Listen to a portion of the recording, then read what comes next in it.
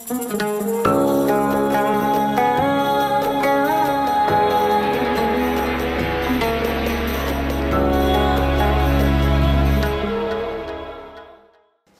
קוראים לך? יצחק שם משפחה? חיו, איפה נולדת? בעיר ארביל, שבעיראק. שזה בעיראק, כן. ובאיזה שנה? 1932. תודה. אז תספר לנו קצת על איך זה לגדול בארבילי שבעיראק. אז את רוצה לספר על המשפחה קודם? כן. אוקיי. משפחתי, לפני עלותנו ארצה, היו 8 ילדים עם הורים. אני התחלתי את לימודיי בבית מדרש, למדתי 3 שנים, אולי קצת יותר, שלימדו יהדות, חגים, תנ"ך וכו'. ואחר כך למדתי בבית ספר ממשלתי, וסיימתי 11 שנות לימוד, שזה היה סיום. כן. בית ספר ממשלתי, לא יהודי. לא יהודי, לא היה בית ספר, היה רק בית המדרש שלמדתי 3 שנים. שזה לפני גיל בית ספר? לפני גיל בית ספר, כן. כן. אולי אפילו התחלתי ללמוד קצת יותר מגיל 6, 7, אולי 8. בבית ספר? כן. אז תוך כדי לימודיי, אני זוכר את התקופה של מלחמת העולם השנייה. אני זוכר משנת 41, ואז היו התנכלויות כלפי היהודים. בעיר ארביל גרו כמה אוכלוסיות. הייתה אוכלוסייה קורדית, הייתה אוכלוסייה טורקית, עוד מזמן אטאטורק, והייתה אוכלוסייה ארמנית, אוכלוסייה ערבית ואוכלוסייה עלאווים. וואו. זהו. והיהודים? והיהודים היו להם שכונות מיוחדות, קראו לזה חארת אל-יהוד, שכונות היהודיות, הם גרו בקומפלקס, כן. והיהודים היו שייכים לכורדים או לטורקים או לארמנים? למה הם היו שייכים? לא, היהודים היו שייכים יותר לאפקט הערבי, אבל גם היו קורדים, היו גם קורדים שבאו מהכפרים וגרו בארביל בגלל הפרנסה. כן. אז היו גם קורדים וגם שדיברו ערבית כמו הערבים. לא בדיוק כמו הערבים, את יודעת. היהודים בכל מקום יש להם את השפה המיוחדת שלהם. גם אם זה ערבית, אבל סלנג אחר. כן. וזו הקהילה שלכם הייתה קהילה דתית? הייתה קהילה בעיקרון דתית, כן. כי הלכו לבית הכנסת לא רק בחגים, אלא כל יום. אני כנער, אבי היה לוקח אותי בחודשי סליחות, את יודעת יותר, היה לוקח אותי בשעה 4-5 לבית הכנסת, והיה מפתה אותי שאתה תבוא לבית הכנסת איתי בשעה כזאת, ובחזרה אנחנו נכנסים למסעדה, מסעדה יהודית.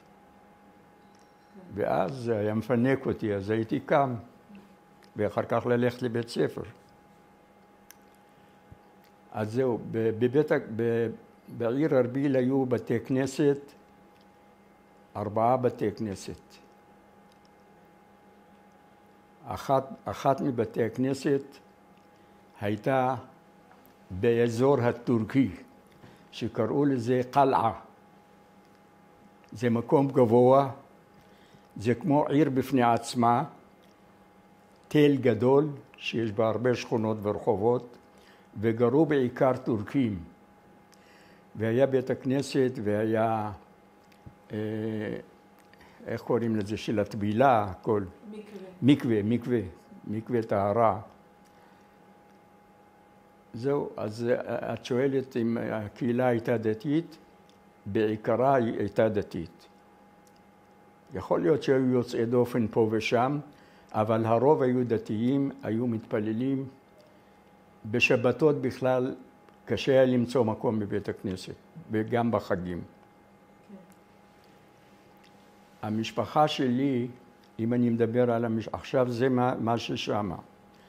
המשפחה שלי בעיקר, הסבא שלי היה מעיר מוסול. והאימא שלי הייתה מעיר קרקוק. עכשיו איך הגיעו לארביל? הסבא שלי היה אומן בצורפות. ומארביל היו באים אליו למוסול שיעשה להם את דברי אומנות על הזהב.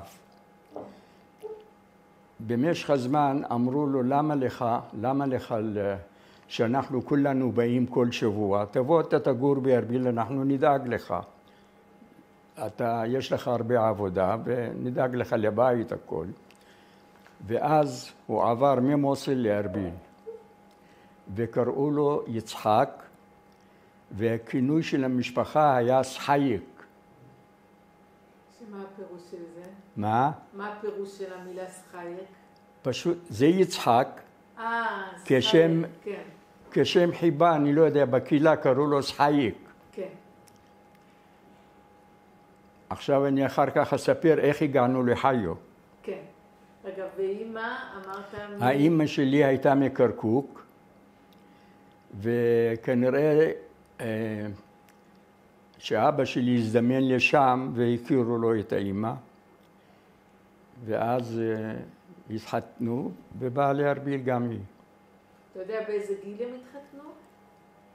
כן, אני חושב שאמא שלי התחתנה בגיל 16-17, ואבא שלי היה גדול ממנה ב3 שנים, משהו כזה. ובמה אבא עסק? אבא שלי למד את המקצוע של אבא שלו.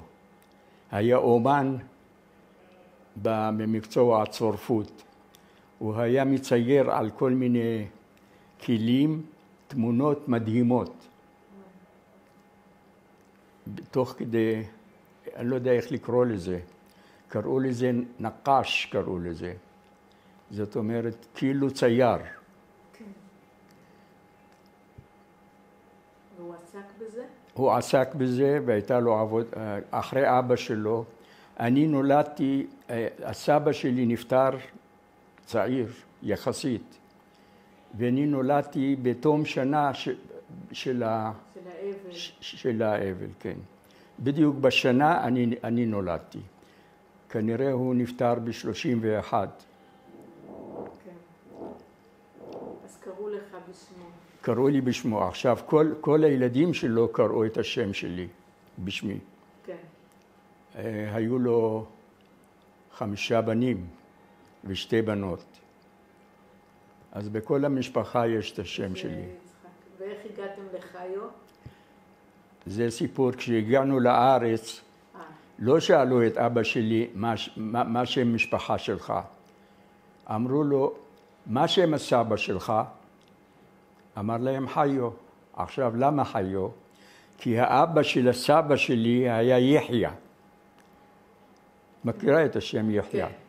עכשיו, הוא היה פיאודל, היו לו כמה כפרים מסביב למוסול. והערבים, כשם חיבה, קראו לו חיו במקום יחיא. לא חשוב, בסוף הם הרגו אותו כדי לא להחזיר חובות. ואמרו למשפחה שהוא דהר על הסוס ונפל. אבל זה היה שקר. אבל זה סתם בסוגריים. אז אתה גדל שם בארביל. אני גדל בארביל, אני לומד שם, ובשנות ה-40 התנועה הציונית מגיעה לארביל, והיו שליחים מארץ ישראל שבאו.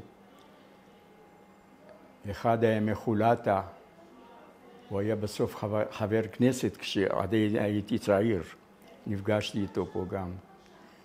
והיה עוד אחד מקיבוץ אחר, מקיבוצים היו, אנשי קיבוצים. התנועה הזאת קראו לה תנועת החלוץ, שהמטרה שלה להעלות את הצעירים ארצה ולהתיישב בארץ ולעבוד את האדמה. כי עם שלא עובד באדמה, הוא לא יכול להחזיק את המדינה שלו. ככה זה היה. וחינכו אותנו ככה, שנהיה עובדי אדמה במושב או בקיבוץ, והיו הרבה הרצאות על הציונות, על כל מנהיגי הציונות, ברל כצנלסון, דוב הוז, אני כבר לא זוכר את כל השמות, על כל אחד הרצו לנו המון שעות על הפעלים שלהם. היית כאילו חבר בתנועת נוער. הייתי חבר בתנועת נוער, ולאחר שנה-שנתיים הייתי מדריך בתנועה. הייתי מדריך, וזאת הייתה תנועת מחתרת, כי זה היה אסור לפי הממשל העיראקי, ציוני, זה פשע. זה היה מסוכן גם. מסוכן, כן. בן כמה היית? הייתי בגיל 15, 16, 17, אלה השנים.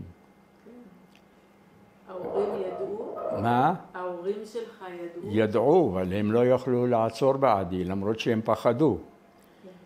והיינו נפגשים, היו קוראים לזה קבוצה. כל קבוצה הייתה בת 10 תלמידים, וכל פעם נפגשים בבית אחר. ובשכונות היהודיות גם הייתה משטרה. איך קראו לזה? כמו תחנת משטרה קטנה. ואנחנו עוברים לידם וזה, ורואים אותנו מסתובבים כל הזמן, חושבים שסתם נוער. והיינו צריכים להעביר חומר היו לנו ספרים בעברית. היינו מלמדים עברית, והיינו מרצים על ארץ ישראל, על הציונות ועל המצב בארץ, וכל הדברים האלה. זה עוד לפני קום המדינה. לפני קום המדינה, כן. אני מדבר על שנות 47, 8, 9. אחר כך מישהו אני הייתי אחראי על התנועה, במשך הזמן הייתי מרכז הסניף, ולעיר שלנו, לכל עיר נתנו שם כמו בארץ ישראל. וגם לאנשים בתנועה נתנו שמות עבריים, ולא רושמים את השם המשפחתי. אם יתפסו אותם, את הניירות, אז לא ידעו מי זה. זהו. אני שמי היה יואל. באיזה עיר הייתם? באיזה? אמרת שם העיר היה משהו מארץ ישראל. כן.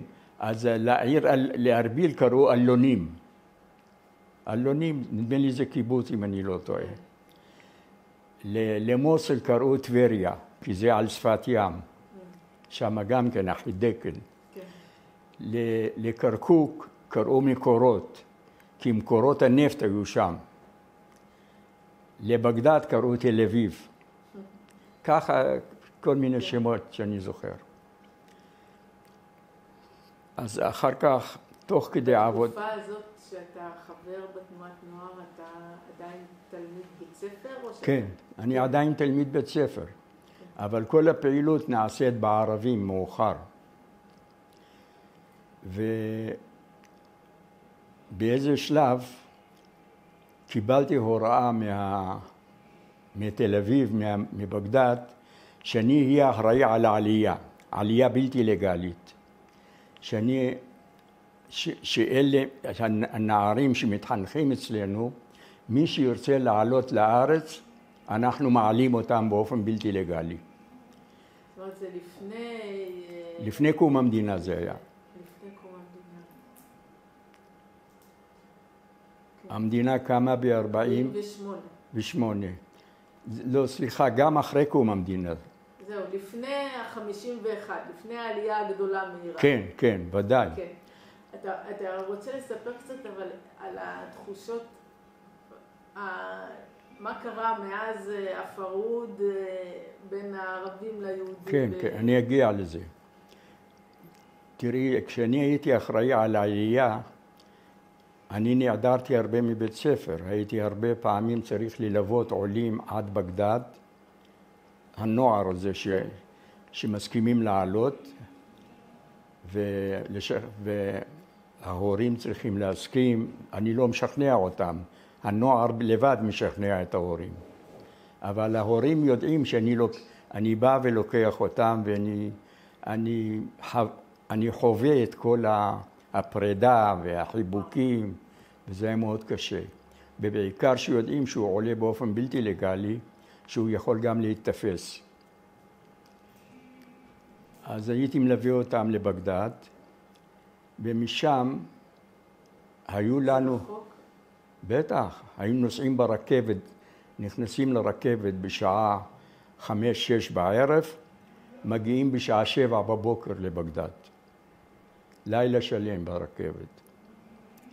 ולפעמים היינו לוקחים טקסי ונוסעים, זה חצי זמן.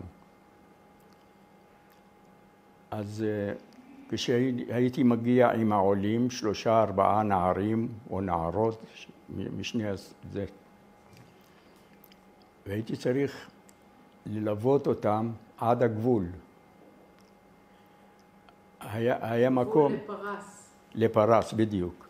היה מקום, אני הייתי בקו הזה, שהייתי נוסע לעיר אחת, שזה שעה מבגדד, קראו לזה בעקובה. אני נכנס לבעקובה עם הזה, ואני צריך לעבור באופן מסתורי, בלתי לגלי, את הגבול עם מלווה אחד לצד השני. בצד השני היה איזה מין ארמון שקראו לו קסר שירין. זה היה בצד הפרסי.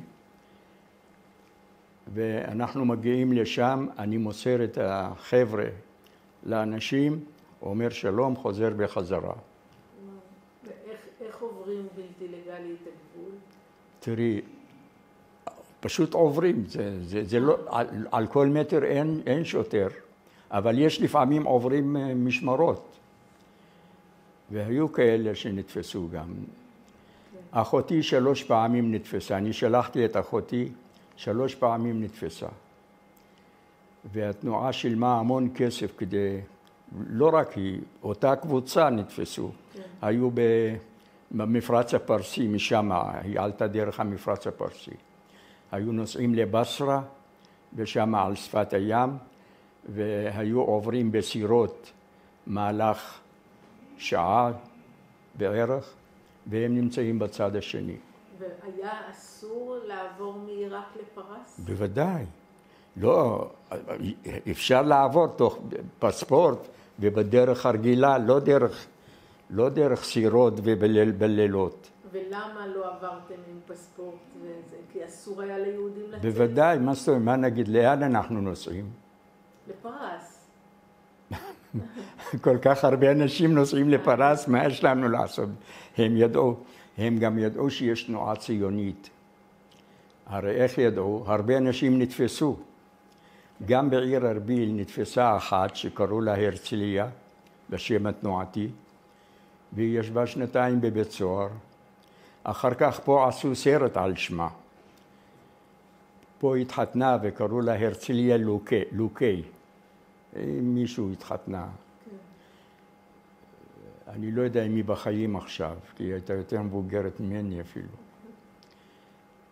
אז הרבה נתפסו. עסקת ממש בעבודה מאוד מסוכנת. מה? עסקת בעבודה מאוד מסוכנת. נכון. ואיך אני שרדתי, שכל כך הרבה נסעתי ונעדרתי מבית... מנהל בית ספר היה בא לאבא שלי, אומר לו, הבן שלך נעדר הרבה, לאן? הוא אומר לו, הוא נוסע לדודים שלו בבגדד. היו לי 3 דודים גרו בבגדד. אז הוא אומר לו, מה שיסע בחופש, למה באמצע? הוא אומר, מה אני אעשה? חגים שלנו וזה, והוא רוצה לפגוש את בני הדודים שלו. היו מה-CAD של העיראקים, איך זה נקרא? הבולשת העיראקית, היו באים לאבא שלי. אבא שלי היה מוכר, כי היה מוכר, הוא גם היה נקש, כמו שאמרנו את המקצוע, וגם היה לו וטרינה מלאה זהב, והיה מוכר זהב, מוכן. אז אמרו לו, לאבא שלי קראו יונה. היו אמרו לו, יונה, הבן שלך הוא על הכוונת, הוא נוסע הרבה וזה. אז הוא היה משחד אותם, נותן להם הרבה כסף, כדי שהם לא ימסרו, שלא יעבירו הלאה. אבא תמך בך. בטח תמך בי, לא הייתה לו ברירה. אז, והרבה פעמים גם, בחזרה מבגדד, יום אחד באו, אמרו לו, ראו שהבן שלך נסע, ומחכים לו בתחנת הרכבת אם הוא יחזור. ואני הייתי בא עם מזוודות מלא חומר שמדפיסים, של התנועה. היינו שמים במזוודה כפולה, משהו תחתית, כן.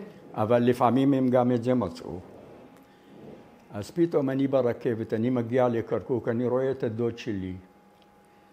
אני אומר לו, מה אתה עושה דוד פה? הוא אומר, בוא תרד. אמרתי לו, למה? הוא אומר, נלך לדוד שלך בקרקוק. היה לי גם דוד, אח של אמא שלי. כן. אז אמר לי שהבלשים באו, אמרו לאבא שלך, שמחכים לבן שלך שהוא חוזר. אז הוא שלח אותו לקרקוק שיוריד אותי מהרכבת. זה סיפור בסוגריים. כן, אבל תסביר לי מה דוחף אותך, נער צעיר, יכול לחיות בשקט ובשלווה, לעשות את כל הדברים האלה. מה דחף אותך? איפה... אני אגיד לך, אני אענה לך כך. אם הייתי בדעה של היום, אני לא הייתי עושה את זה. את יודעת, נער שאומרים לו ארץ ישראל, מדינת ישראל, מדינת היהודים, וגם אני חש את השנאה כלפי יהודים כאן, אז אני אומר, אמרו לי, מה אתה עושה פה? אם אנחנו כולנו נתאחד בארץ, היה בא השליח ומסביר לנו. היה לוקח 10 עפרונות, הוא אומר לי, תנסה לשבור אותם. אני אומר לו, אי אפשר. הוא לוקח 1, 2, הוא אומר, אתה רואה, 2 נשברים. אם אנחנו נהיה כולנו בארץ ישראל, אז הם לא יכולים עלינו. כשאנחנו מפוזרים בגולה, אנחנו אובייקט להתקפה, לשנאה, לכל מה שאתה רוצה. והרי אני חשתי את הפרהוד, אני גם הייתי אצל הדודים שלי בבגדד. ואני ביום הזה? אני ראיתי את זה, כן. אני באותו יום התהלכתי ברחוב הראשי, בלי לדעת, ופתאום ראיתי הפגנה ענקית. אני מדבר על תקופה של אחר קום המדינה, וכולם צועקים, פלסטין ערבייה, וסתבqa ערבייה אל אל-אבד. פלסטין ערבית, ושתישאר ערבית לעולם ועד. וכולם ככה. ואני בא, שלא יזהו אותי יהודי, ישר נכנסתי לאיזה קיוסק, וגם הכירו אותי שאני יהודי, אבל אמרו לי, טוב, תישאר עד שהם יעברו. אז זהו. אני עברתי הרבה סכנות. אני גם פעם נסעתי עם השליח מחולתה, שכחתי את השם שלו, לפני 70 שנה. נסעתי איתו לרוונדוז, בגבול פרס, מארביל. זה 3 שעות נסיעה מארביל עד הגבול הפרסי, כדי לפגוש את ראש הכפר, שהוא יסכים להעביר דרכו עולים. אז אנחנו קבענו ככה, שאנחנו נבוא אליו וניקח אותו למוסול, לבית מלון, ושם יש עוד חבר'ה שלנו, יעשו את ההסדר. אז אנחנו באים, לוקחים אותו, אני והשליח והוא, שלושתנו, ואנחנו מגיעים למוסול אחרי 4-5 שעות נסיעה, ובגשר, עוברים גשר על החידקל, וכשאנחנו נכנסים לעיר אחרי הגשר, יש משטרה שרושמים מי נכנס. למה? אני לא יודע. ככה זה היה נהוג. אז באו, היו שואלים אותי, איך קוראים לך? אז הייתי אומר, זקי יונן. קראו לי זקי יצחק. אז דילגתי על יצחק, אני שומר רק את השם הערבי, ואת היונה, ככה הייתי עוזר, זקי יונן, כדי שיחשבו שאני לא יהודי. וזה עובר. שאלו את זה, קראו לו אלבר השליח הזה, השם התנועתי שלו, אלבר. שאלו אותו, הוא לא ידע לענות, אמרו לו תרד. אז אמר לו, לך. אז זה שאיתי, בגדדי, אמר לו, מה אתם רוצים ממנו? הוא בא לבקר את הזה שלו. הוא שם דינר אחד ביד של השוטר. אז הוא אמר, טוב, תעברו. דינר זה הרבה, שוטר היה מרוויח 6 דינר לחודש. אז כשהוא רואה דינר ביד, אז הוא אומר, טוב, תעברו. והוא אומר לו, לך. אז זה גם סיפור שאני זוכר אותו. זהו, עכשיו, אחר כך שהתחילה העלייה הלגלית, על ידי ויתור על הנתינות העיראקית, קראו לי מבגדד, אמרו לי, בוא תעבור לבגדד ותעזור לנו בעלייה בבגדד, בעלייה הלגלית. אז בעלייה הלגלית, השלטונות אמרו לקהילה היהודית, קודם כל, לפני שיעשו את החוק הזה של ויתור על הנתינות העיראקית, היה שלמה הלל, את שמעת עליו. השלמה הלל, הוא היה כאילו נציג של החברת תעופה, כאילו הוא מהחברה. הוא נפגש עם ראש הממשלה, והוא אמר לו, מה אכפת לך? תן לנו להרוויח. הם רוצים לנסוע לקפריסין, איפה שהם רוצים, אנחנו נסיע אותם. אז הוא אומר לו, אבל מה, בכמה מדובר? הוא אומר לו, איזה 10,000, 20,000, מה אכפת לך שאנחנו נרוויח?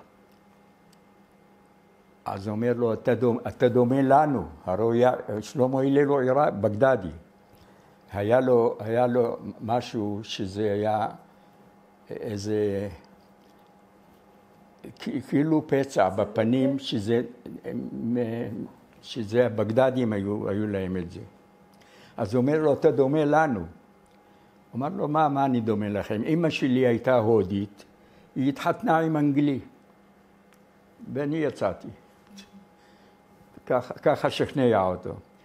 אז הוא אומר לו, אבל אסור לי לעשות להם שכולם יצאו. הוא אומר לו, אתה ראש ממשלה, תעביר חוק בפרלמנט, ואז ייתנו להם ויתור על הנתינות העיראקית.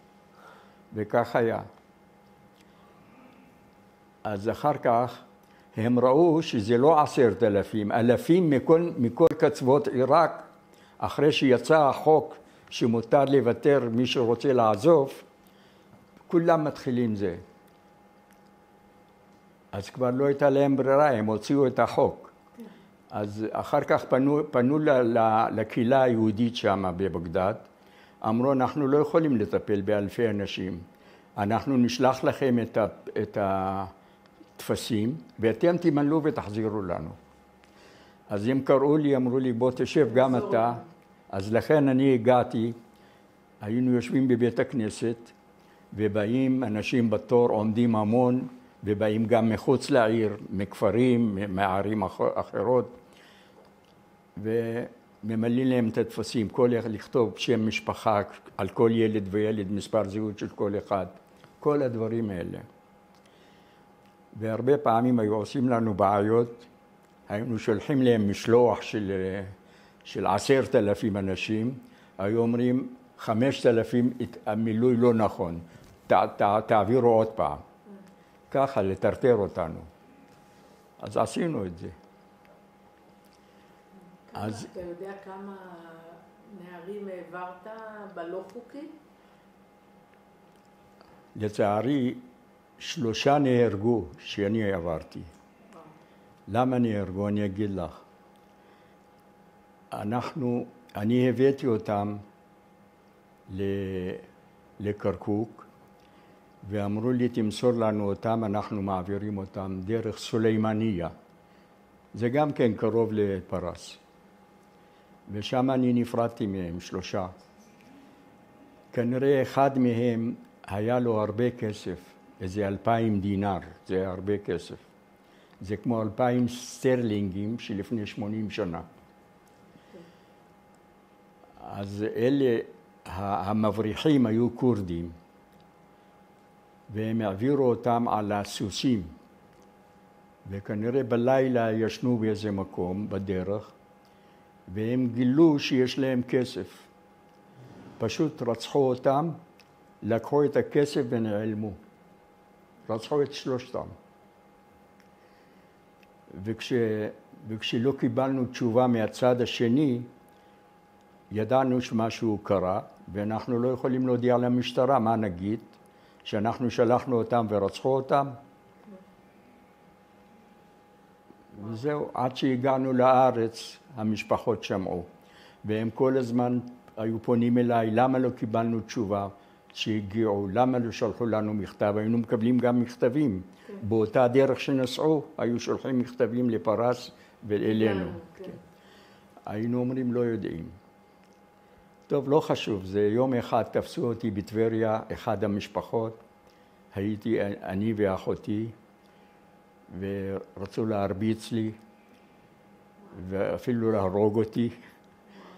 אז בדיוק עברה מונית, אני ידעתי, היה מישהו אמר לי, תברח, אלה יש להם דם בעיניים, אני לא יכולים לעזור לך. עברה מונית, עצרתי את המונית וירדתי במהירות. זה גם סיפור שאני לא שוכח אותו.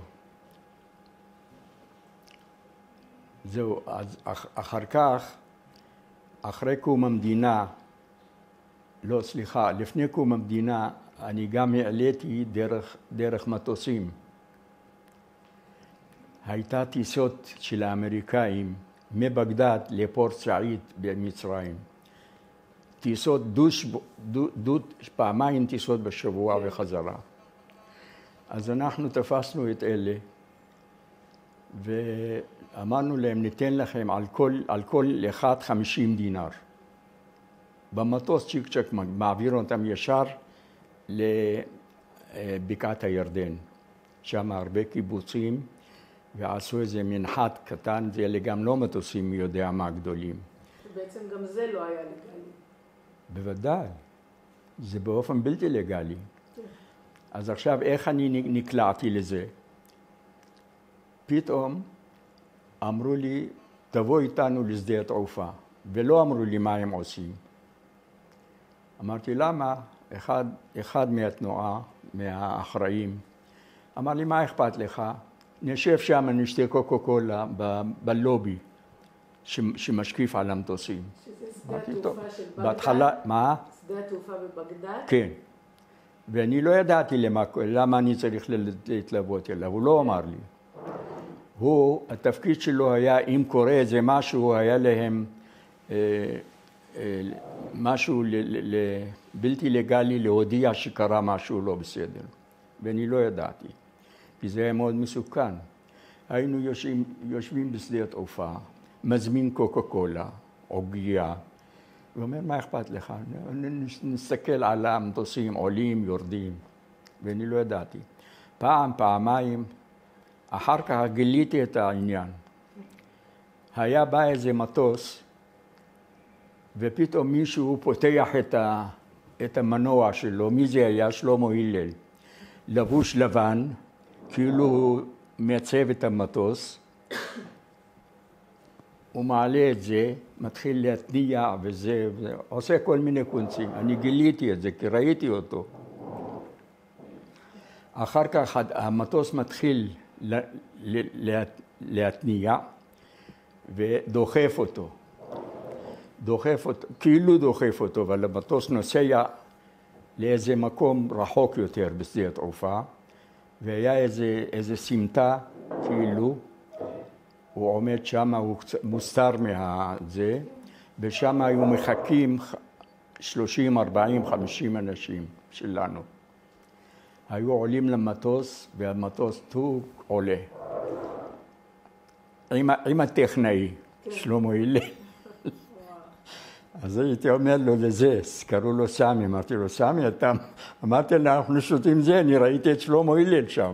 הוא אומר, טוב, מה אתה רוצה שאני אגיד לך? זה גם היה נתיב בריחה. בטח. היה דרך פרס והיה ככה. כן, זה נתיב בריחה יקר, אבל זה צ'יק צ'ק. תוך 3 שעות הם יורדים בבקעת הירדן באיזה מקום, והקיבוצניקים היו עם המשאיות, לוקחים אותם, מיד מעלימים אותם. והמטוס ממשיך לעלות לפורט סעיד. ולאן היו מגיעים החבר'ה האלה בארץ? אני אגיד לך, החבר'ה האלה, בינתיים ההורים שלהם עוד לא הגיעו, עוד המדינה לא הייתה אז, זה היה עוד טרם המדינה בכמה זמן. היו לוקחים אותם לקיבוצים. ומי שאמר יש לו קרובים, היה הולך לקרובים שלו. היו כאלה, היו להם קרובים שגרו בטבריה, גרו בירושלים, וקיבלנו מהם הודעה שהם אצל הקרובים שלהם. ובאיזשהו שלב גם המשפחה שלך מחליטה לעלות לארץ. כן, המשפחה שלי מחליטה לעלות. זה גם סיפור. אני עליתי עם המשפחה, אני ששלחתי בלתי לגלי, עליתי לגלי. עכשיו מה קרה? אני מספר את זה גם כן. טוב, אנחנו עלינו. אשתי תקווה, אבא שלה היא גם מארביל. אבא שלה היה מוכתר, את יודעת מה זה מוכתר? הקשר בין הקהילה לשלטונות. כשהגעתי לארץ, אמר לי, הוא בא אחריי, אמר לי, אחרי שיצאת, כנראה אלה הבלשים ראו שכבר לא מגיע להם כסף, והם בעצמם הודיעו עליי שאני לא בסדר, שאני ציוני. אז אומר, באו אליי, קראו לי במשטרה, אמרו לי, אתה הולך, מביא לנו את זקי יונה. אומר, אני ידעתי שאתם נסעתם כבר. אמרתי, בסדר, אני הולך. אומר, הלכתי וחזרתי, אמרתי להם, הבית שלהם סגור ואין אף אחד. אז אומר לי, ניצלת. הם רצו אותך, אם אתה היית מגיע לשם, לא היית מגיע לארץ. אז זה גם סיפור, זה מפי אבא שלה. כן. זהו. ובארץ, לאן הגעת? בארץ אני הגעתי לשער עלייה. אחר כך היינו בבנימינה, ואני שידעתי עברית, אני ישר שמו אותי לעבוד בבחירות. ראו שאני יודע עברית, ואני ידעתי עברית. היית כבר בן 19, משהו כזה? כן. וידעתי עברית כמו עכשיו.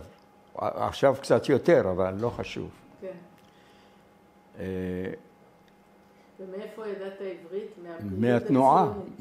קודם כל מבית המדרש ידעתי לקרוא עברית. תנ"ך, תפילות, הכל ידעתי. וגם מבית הכנסת עם אבא. ולדבר עברית למדתי בתנועה.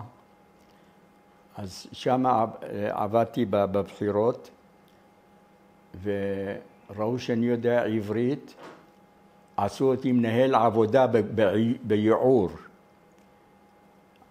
היו שם, אני כבר שכחתי שמות הכפרים, אחרי זיכרון יש כמה כפרים שהיינו, היו קבוצות נוטעים עצים. ואני הייתי רושם אותם, מי בא, מי לא בא, וגם בעצמי הייתי עובד. אחרי חודשיים, מישהו עוד פעם בא ממשרד החינוך, אני לא יודע מאיפה, אמרו לו, אחד יודע עברית כאן. אמר לי, אתה רוצה להיות מורה, אתה יודע עברית? אמרתי לו, כן. אתה יש לך השכלה תיכונית? אמרתי, כן. אז אמר לי, למה שלא תהיה מורה? אמרתי לו, בסדר, אני מוכן. הוא נתן לי פתק, אמר לי, תפנה למפקח ברמתיים. קראו לו, שכחתי, אורני נדמה לי, היה מפקח ראשי. לא, אמרו לי, תפנה לניב. את לא מכירה את השמות האלה. טוב, פניתי אליו, הוא נתן לי פתק לרמתיים למפקח האזורי. ועד שהגעתי לשם, ועד שמצאתי, את יודעת, עולה חדש, אין לי כסף ברגל, ואנחנו גרים באוהלים ובזה, ואני רואה... מה? בבנימינה גרתם אז? ההורים היו בבנימינה, כן. אני בינתיים ברמתיים. ההוא בא, ראה אותי, אמר לי בסדר, נתן לי פתק, אמר לי תפנה למשרד שלנו בתל אביב, והם מיד אמרו לי, אתה הולך לקדימה.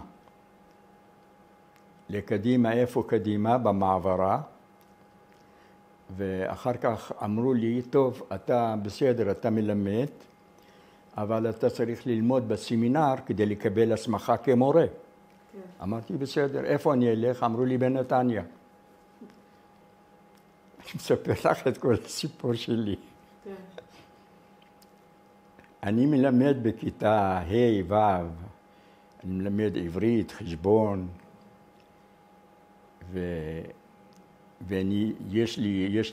היה איזה בניין מעץ מחולק לחדרים למורים, ואף אחד אין לו משפחה, כולם מורים צעירים ולומדים בנתניה בסמינר. לימדתי שם נדמה לי איזה שנה או 10 חודשים, משהו כזה. אז הייתי הולך לסמינר, והיינו לומדים עד שעה 9. את יודעת, ב9 כשמסיימים, עומדים, מדברים עם המורה וזה, כל מיני שאלות, הכנות, ופעמיים אני פספסתי את האוטו לקדימה. בשעה 9:30 היה אוטו האחרון ואני מפספס.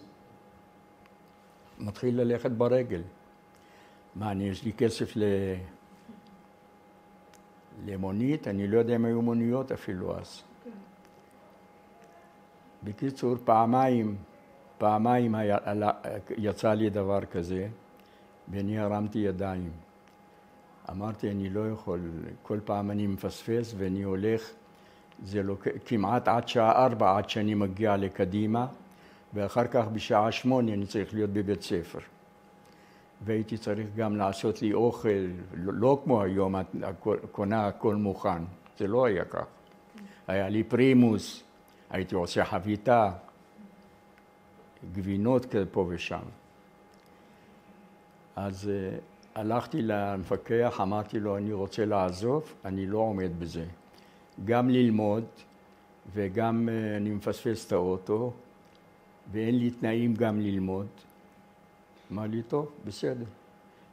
איפה אתה רוצה לעבוד? אמרתי לו, ואז ההורים שלי עברו לירושלים. שלחו אותי לעבוד בהוראה בירושלים.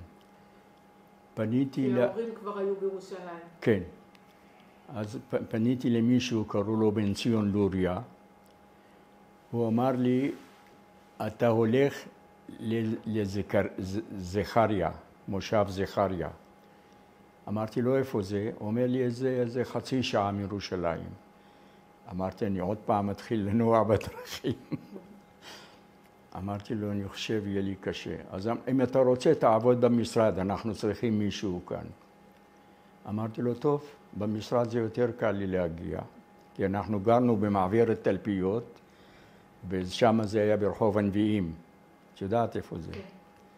רחוב הנביאים. אז אמר לי, טוב, נתן לי פתק, אמר לי, תלך למשרד, שיקבלו אותך.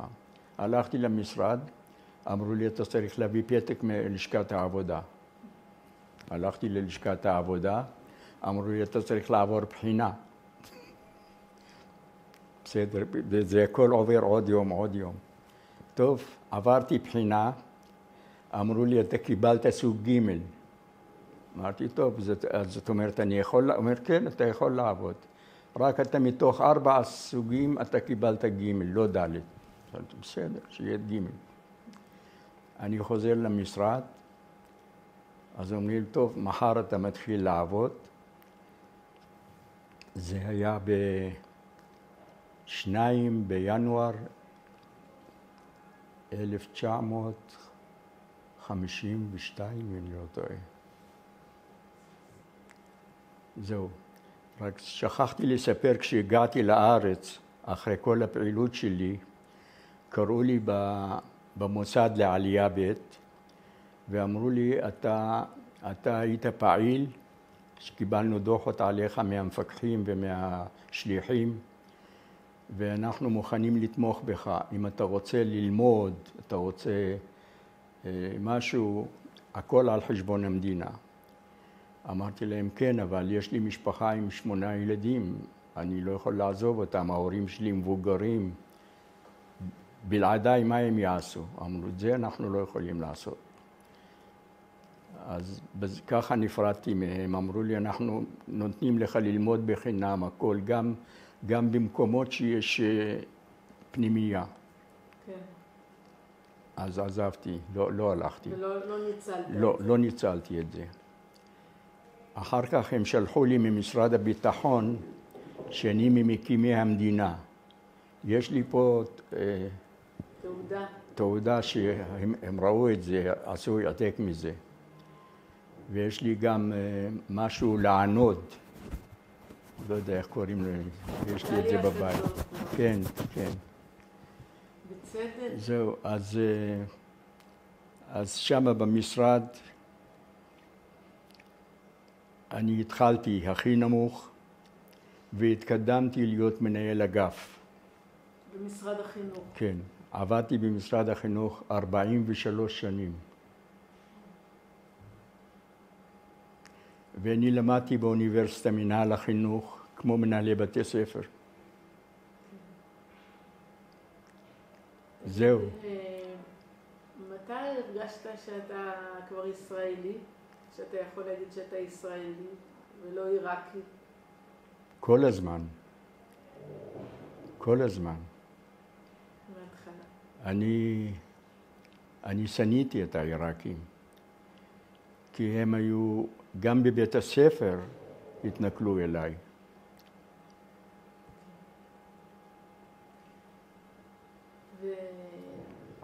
כיהודי, בתור יהודי. כן.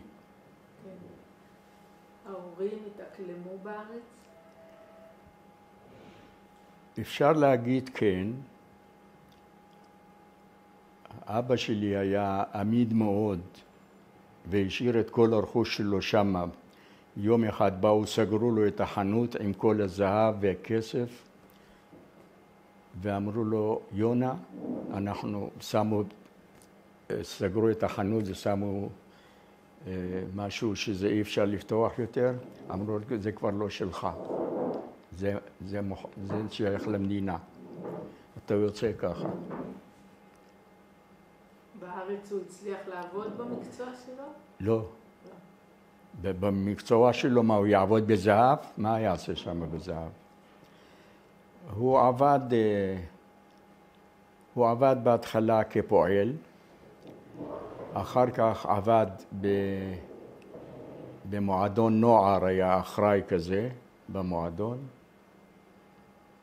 וזהו.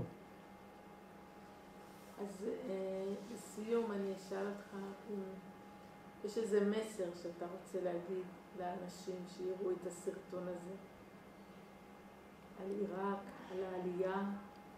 אני רוצה להגיד ככה לכל מי ששומע אותי. אנחנו יהודים, קודם כל אנחנו יהודים, ואנחנו ישראלים במדינת ישראל, ואין לנו בית אחר, ובכל מקום אנחנו נהיה אנשים זרים. ולדעתי בכל העולם לא אוהבים אותנו. גם אלה שחלק כן אוהבים אותנו, חלק אחר שונאים אותנו. אז אין לנו בית אחר. זה הבית היחידי שלנו. ואנחנו חייבים להיות במדינה הזאת, לשמור עליה, להגן עליה, ושתחיה המדינה הזאת לעולם ועד.